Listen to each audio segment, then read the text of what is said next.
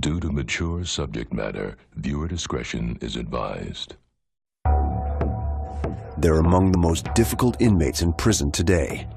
Young men, 18 to 25. 34. Bring your energy level down. Impulsive and immature, these men fight first and think about the consequences later.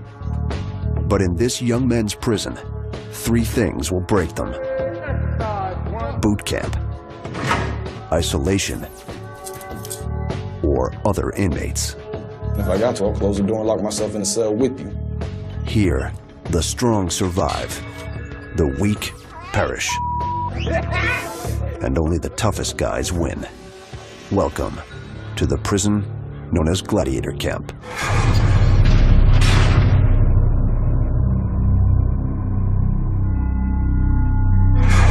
(3 p.m. Fort Dodge Correctional Facility in northern Iowa. Right there, go on the wall to the left. A busload of new inmates pulls in. 19-year-old Thomas Boggs enters prison for the first time. Go around, face walk, guys.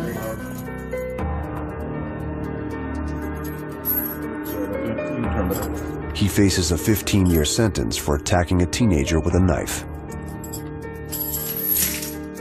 Now he's in a world where he's the one at risk. Officials built Fort Dodge, a medium-security prison, for inmates like Boggs, men 18 to 25 years old. He pushed me, and I was like, what the f, dude? And then he just f***ing hit me. Corrections officers, called COs, rush in to pry them apart. Fort Dodge has zero tolerance for fighting. As punishment, COs take Byford to segregation. And I just remember sitting in the chair, getting my handcuffed, thinking, damn, I was only here 2 minutes. That's like a record or something. But he doesn't regret the fight. In this young men's prison, image means everything, and Byford has shown his strength. Boggs appears weak, and without Byford, he's on his own. I don't know. If he keeps to himself, he's all right, but otherwise, he's gonna have a hard time. People don't like that. Everybody's out to prove themselves, so they're like, that's a good target to deal with. Back in the unit, more inmates gang up on Boggs.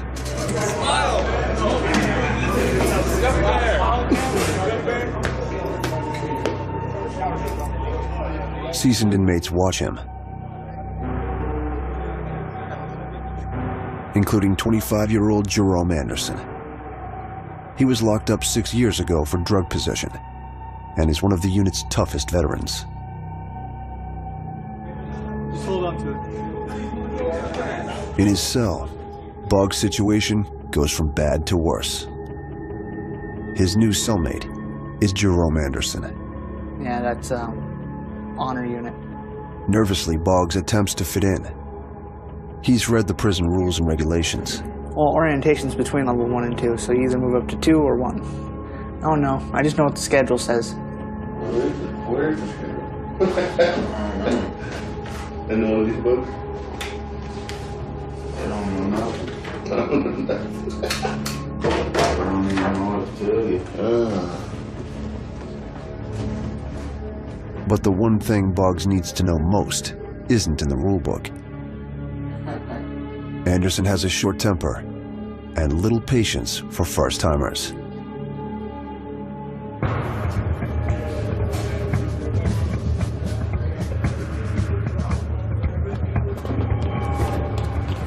In a neighboring cell block, 80 young inmates do their time in a militaristic program called Rivers, intended to prevent them from becoming hardened criminals.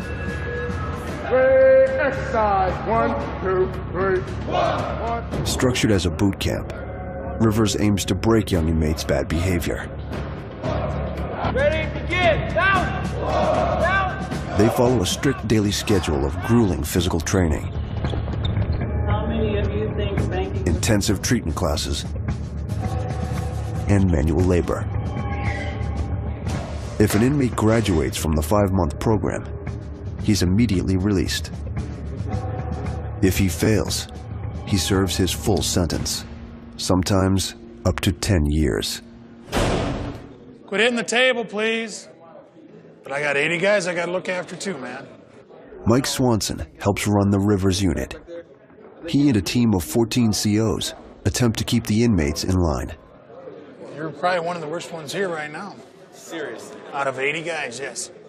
It is tough because you want to help them, but it all depends if they want to get helped. Despite their crisp uniforms, these inmates rebel at every opportunity. Selfishness and self-centeredness is the biggest problem that we have with these guys. Trying to deal with it and trying to fix it at this age is tough because they continue the same behaviors. One inmate in particular has a history of being a troublemaker. 22-year-old Anthony Klein. When I saw Offender Klein come into the program, just his kind of cocky nature that he has, the way he carries himself, the way that he thinks he's all that, I kind of knew that there was going to be issues with him. Never thought I'd end up here. The day I came, I was like, man, I'm here.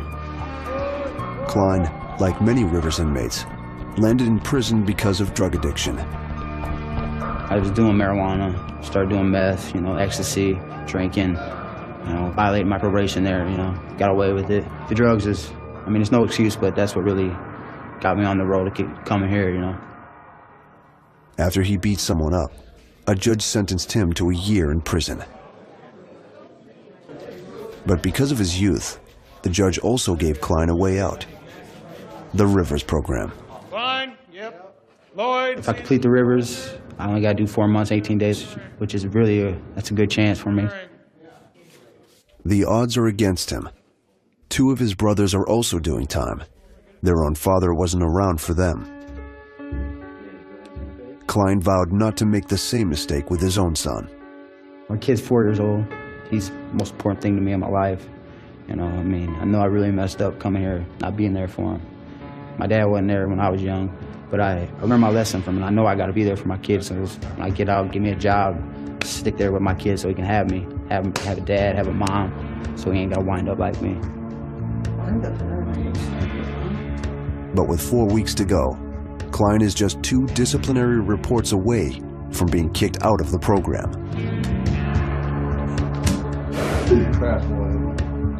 And the Rivers COs are sticklers for the rules. 6 times a day, they physically account for each Rivers inmate. It's critical that the inmates be awake and in full uniform. 50 push-ups apiece after dinner.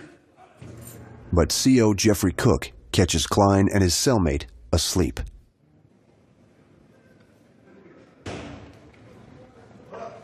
Did you wake us up? My job's not to wake you up. Huh? It's not my job to wake you up. Try game 5 again, man. It's your job to be up.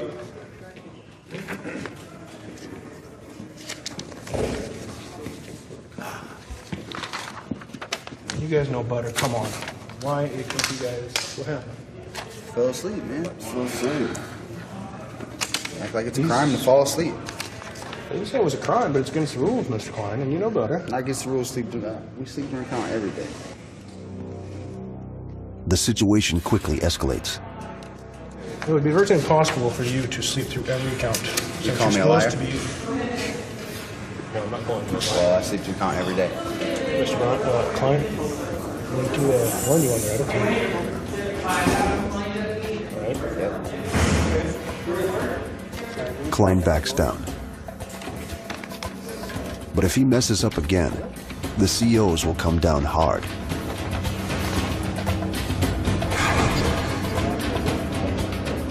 One more mistake could cost him the next year of his life.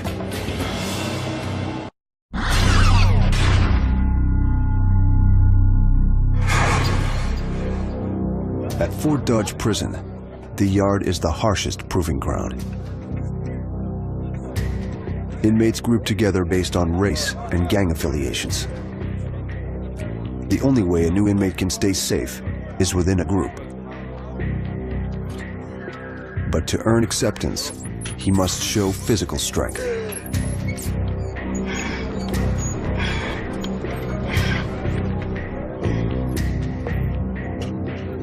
Thomas Boggs has one chance to impress the groups.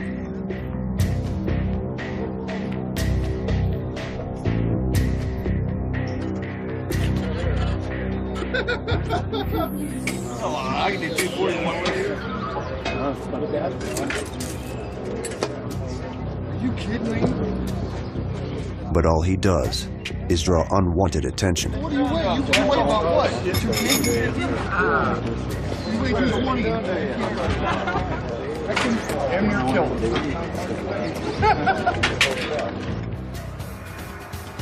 When other young inmates face heckling, they fight back. They're desperate to impress the groups and prove they're tough. But Boggs doesn't see the point. That is senseless. All fighting does in here is make your time worse, but it's not like I'm not going to defend myself, but if I'm given a choice, I'd rather not. 22-year-old Cameron Dodd understands the power of fighting. He worked his way up the prison hierarchy.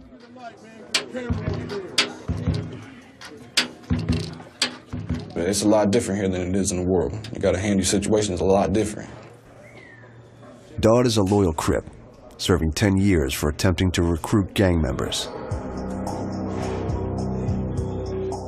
Other inmates respect Dodd because he fights like a prison veteran, behind closed doors. I'm not gonna hit you out here in the yard or in front of the desk or in front of any COs, you know what I'm saying? I wait till, if this is going down, if I feel I'm through that threshold, I'm waiting till you go to lockdown tonight, and I'm finna go into your cell. If I got to, I'll close the door and lock myself in the cell with you. Dodd's tough reputation earned him a powerful position. He helps run the Crips' lucrative black market, called The Hustle. And the youngest inmates are his best customers. New people who come in are the biggest profit on the camp because they don't have their money here yet. There's all different reasons why. It's a big thing with the kids who come in. They always want something. The two things they want most are tobacco and coffee. Anything for a buzz. I'm trying to take care of any situation. And Dodd is a master at providing the goods. It's cool. Yeah, I got you. Don't worry about it. But in this young man's prison, someone else always wants to be on top. And even Dodd's carefully laid plans may not keep him safe. Anthony Klein could walk out of this tough prison in 3 weeks. But one more mistake could keep him here for a full year. He resents Rivers' strict regimen more each day and refuses to follow one important rule: no smoking. Do I smoke? Yeah, I smoke. It's we're not supposed to here. Got a couple reports for it, but I ain't gonna lie. So yeah, I smoke. It's hard to get away with it. It's hard to quit though. I mean, it's really hard to quit. It's probably one of the biggest things that helps me through this, smoking. Yeah. Rivers forbids tobacco and coffee to help recovering drug addicts like Klein. The goal? Teach self-control and curb addiction of any kind. But the inmates risk everything for a buzz. Inmates constantly get kicked out for smoking. But Klein's friends have a fresh stash of tobacco, and he bends to the peer pressure. Roll it up, brother. Switch that. They don't have cigarette paper, so they roll the tobacco using mailing envelopes. You gonna smoke? You got foil? You gonna smoke, Lloyd? For a lighter, they heat foil with a battery. Then ignite a tulip, a rolled-up piece of toilet paper. That's how we make a tulip flower. There you go.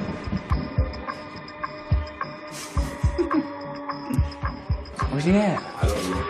Now y'all got smooth. Security cat. They smoke into air vents to mask the smell. I'm a little nervous too, man. Sure. Just get the door. Get this out of here. Don't do that, dude.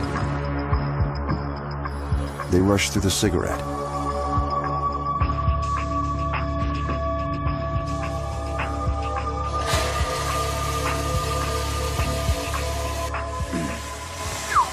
And flush the evidence. 14 again, kid. But Swanson busts inmates for smoking all the time. And his shift just started.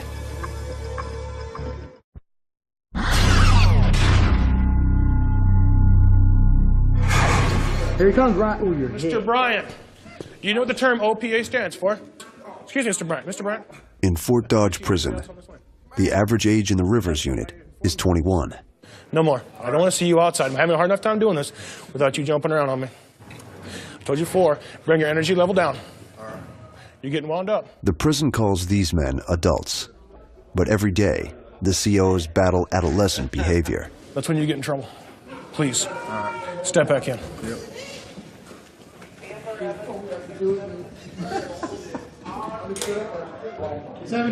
With the young crowd that we have, very sneaky, very manipulative, will try to get away with stuff. Personally, I hate guys getting over on me, man. I can't stand it. Does it happen? Absolutely. Swanson suspects someone was smoking. He and another CO narrow it down to 2 cells. That's about it for this one. This cell is clean. But in the next cell, the officer hits pay dirt. You can see from sweeping the floor in here, there's tobacco. He discovers tobacco and a battery. And there it is. You can see the burn marks from where he's been using this with little foil strips from some sort of wrapper to light his cigarette and whoever else's cigarette in here. So. The cell belongs to Anthony Klein. It's the last straw. Swanson will send him before the Rivers Review Board. Next week, they may kick him out of the program for good. But first, Klein must tell the people he loves most he's messed up again.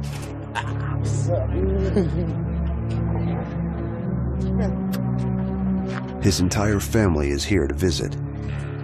I love you. I love you too. Look at your family. I know, I like it. How you been? Good, how you been? I've been all right. I miss you. I like that shirt. What'd you do? Yeah, my room got searched again. You smoking? Yeah, they said we were smoking, but they found a pouch under the bed that nobody's in, so they said they're giving us all reports. What did they tell you? Quit. I'm gonna quit now. I'm done, for real. No? Klein tries to focus on his son. Did you get your Father's Day card? Yes, I got your letter from you. Give me kids. Thank you. He gets to see him only a few hours a month. Huh? What movies you watch? Wants to fight. We can't fight in here. We'll get in trouble. Yes, we will. Hey, you see all those cameras up there on the walls? They're watching Dad. Right here. We can't fight in here. That little black hole. There's a camera in there that watches everybody in here. Especially on the building supply. Tell them about the big turtle at Olsen Park. But the incident hangs over him. I don't know. I'm gonna appeal it. So it probably won't go through by the time I'm out. But I got 2 reports already coming. Come here. Give me a kiss and hug. Give me a kiss. Give me a hug. Hug me, baby. I love you. You love me? Okay. Bye-bye. Tell Daddy we'll be here next week. Klein promises his family he won't make another mistake. Love you. Love you. Now, he must convince the review board that he means it.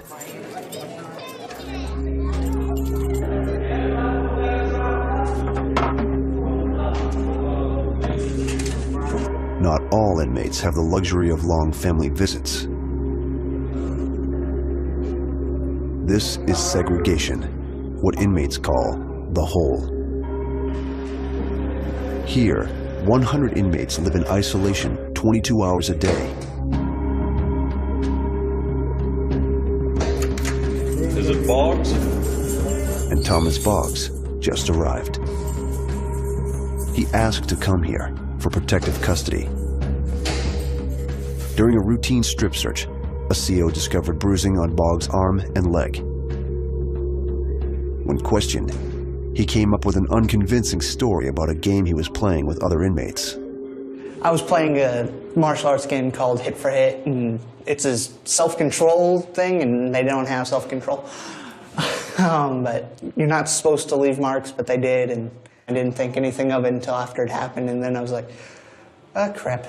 So I take my punishment as it's needed, and that's all I can do. If I made the mistake of playing the game, I gotta live with it.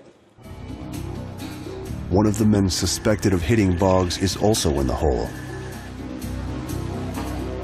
It's his former cellmate, Jerome Anderson. He doesn't back up Boggs' story. So he was saying they're playing some tit for tat game or something. I mean, what's that whole thing about? He said he was playing tit for tat. I don't know. Anderson says he can't explain the bruising.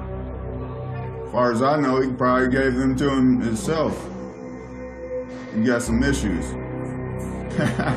He ain't type I like to be around, man. He's funny. Boggs made his situation even worse by asking for protective custody, or PC. Once someone checks into PC, you know, what's their rep on the yard? He's a coward. He ain't no good. He's on his own. Boggs hoped segregation would keep him safe, but the hole is miserable. The few times Boggs leaves his cell, other inmates threaten him. Yeah, PC! Yeah, PC! I'm gonna get you, bro! I'm gonna get you! Childish. The only time segregation inmates get to go outside is at night for 1 hour of recreation. They're locked in 19 by 3-foot cages. Boggs' old friend, Ben Byford, has been in the hole for 3 weeks, and Boggs is eager to talk to him. Boggs? Yeah. What up, Thomas Boggs? Not much, Ben. Hey, is this the first time you came out? As they talk, Byford reveals the hole is pushing him over the edge. I don't know, man. I want commissary and I want to be able to look out my window and that's bothers me. Man, I'm way hyper. All this walking, I just keep getting faster and faster. Ben, did they increase your meds? No, they took my meds away, dude. They took me off Adderall and Trazodone and put me on Depakote, Seroquel, and something else. Dude, I've been sweating out of nowhere and hot or cold sweats and I've been dreaming some crazy ass. Now more than ever, Boggs wants out of the hole.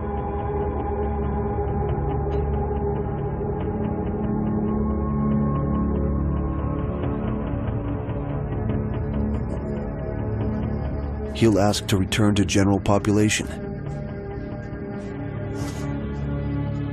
This time, he's confident he'll fit in.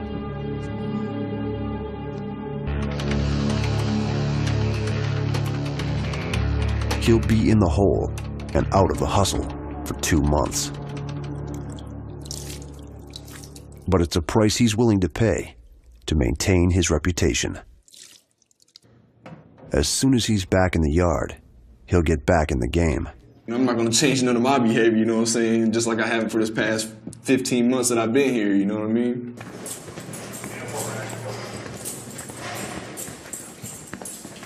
Boggs, time to see the review committee. Thomas Boggs isn't handling the hole as well as Dodd. After 3 weeks, he says the isolation brings out his violent tendencies. Violence stems from a need to get back at the world, I guess. It's kind of like you corner an animal, it's going to get pissed off and it's going to start lashing out at everything. He wants to return to general population, or GP. And despite being attacked, he's optimistic the prison will let him. Mr. Boggs, come on in, have a seat. Good morning. Okay, we're the classification committee. How things going? Could be better, could be worse. Trying to figure out what to do with you. What are your thoughts on going back out there to GP status? I don't think there'd be any problems as long as I'm not in the room with the same people. Really? Yeah. The committee is stunned at how out of touch he is with reality. So now you're not concerned about it being a problem if you go back? No. Well, what do you think the guys that were on the unit, if you were to go to their room, how they're going to feel? I have no idea. So you're wanting to go back? Well, if there's a way I could do all of the GED and vocational and welding and get one of the boat job or the telemarketing job and be in PC, I'd like to do that, but... That's not going to happen. That's not an option. Yeah.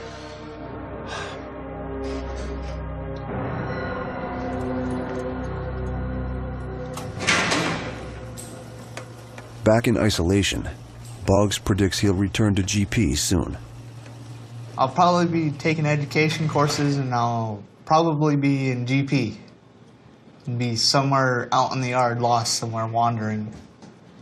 I look forward to getting my education and getting a job and anything past the time quicker.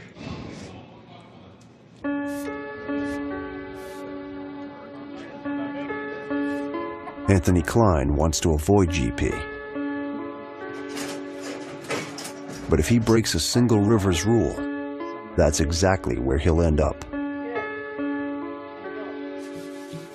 Klein reports to work, to sand and repaint desks. A veteran inmate named Phineas Atwood shows him the ropes. You want to start out with 60 grit if you can. Like Klein, Atwood entered prison as a young man. He's doing time for murder. What are you doing? Klein has never met him. Got a parole violation for not going to my class. I got an assault. Not like that.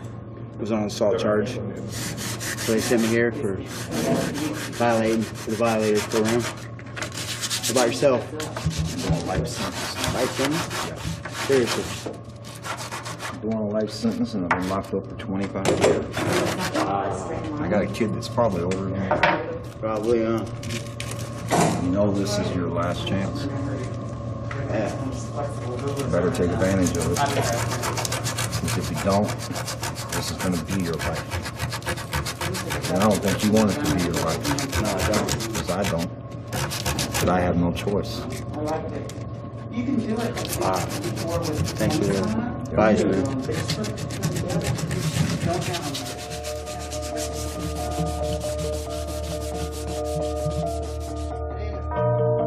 In his cell, Klein realizes he has a choice to make.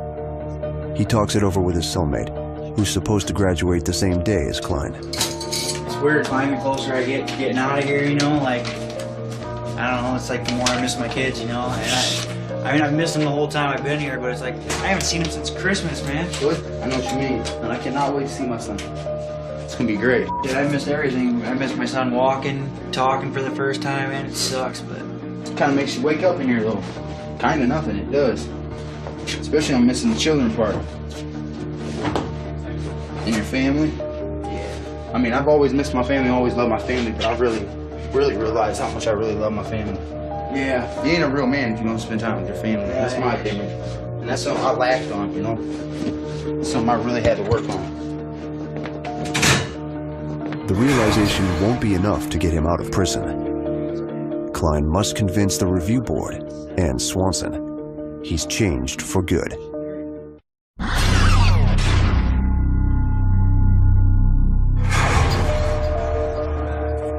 Thomas Boggs starts his 23rd night in the hole, a place he hates.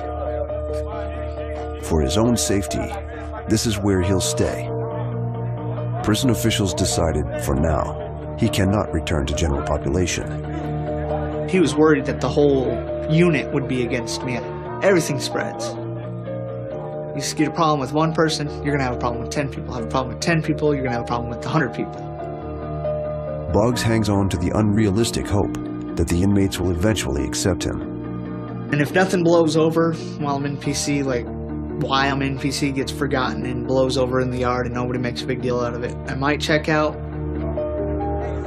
But his former cellmate Jerome Anderson won't let them forget. The prison released him from the hole because they couldn't prove he attacked Boggs.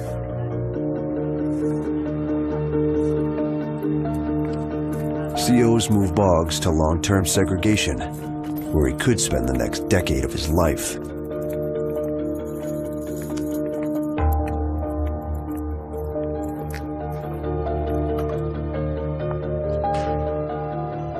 He won't escape the label of protective custody. As long as he's at Fort Dodge, he'll be a marked man.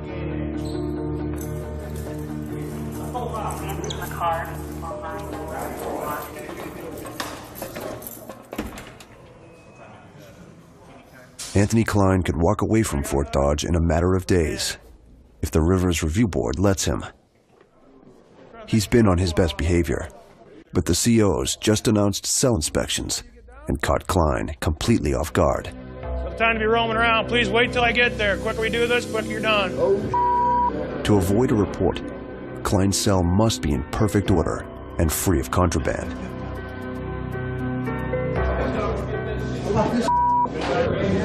Oh, cover that. Cover that. Just cover it. I know he's around the corner. He's got to be. Here he comes, right? Ooh, you're hit.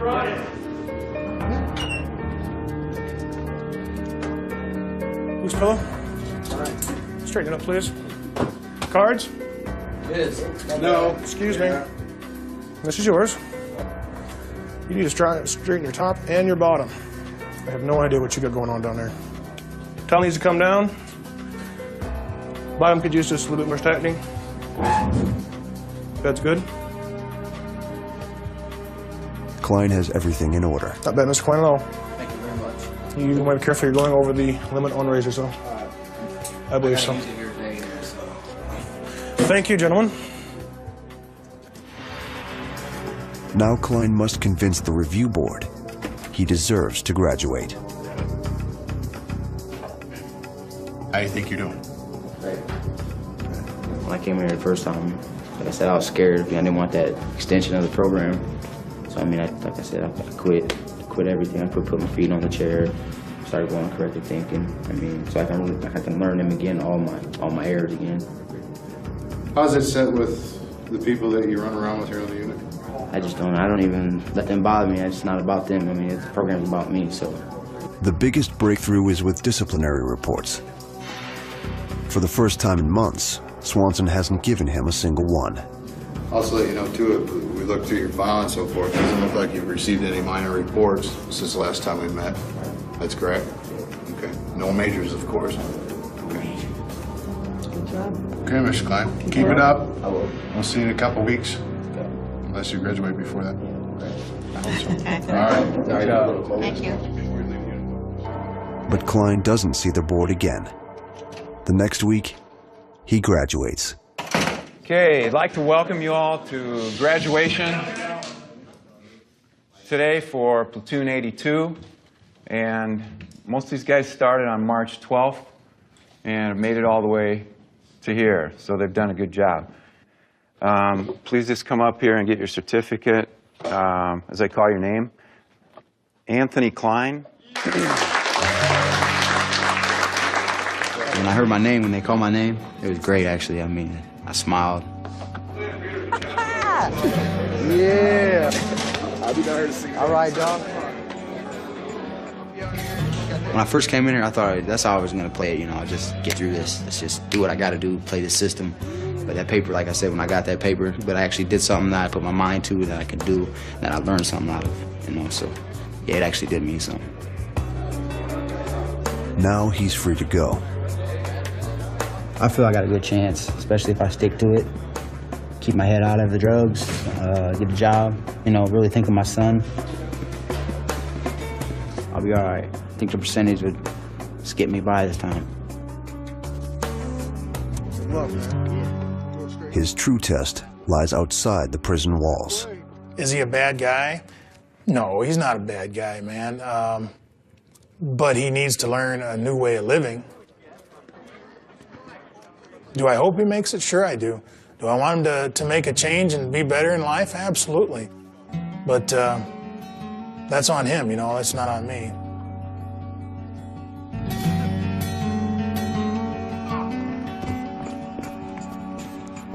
40% of 18 to 25-year-olds reoffend and end up back in prison.